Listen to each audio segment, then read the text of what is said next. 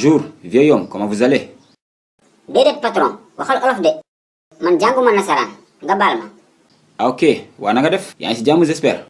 waaw maa ngi sant yàlla bu baax sax. waa sama secrétaire bi nee na bi ngay signé contrat bi yéegu la lu tax nga signé papa te xamoo liggéeyu lan la.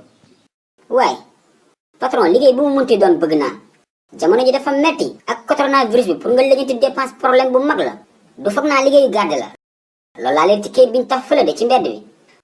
oui gardiennage la kay mais guddi ngay liggéey nag de xaw ma na ndax dina la arranger ak sa âge yow. waay patron ragaluma loolu dinaa ko gérer wax ma payoor gi ñaata la. ok c'est bien salaire bi 250 000 francs la par mois.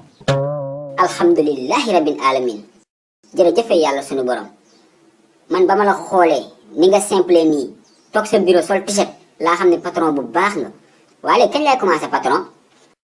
non mënoo commencer parce que instant bi cimetière bi dafa am enterrement quoi.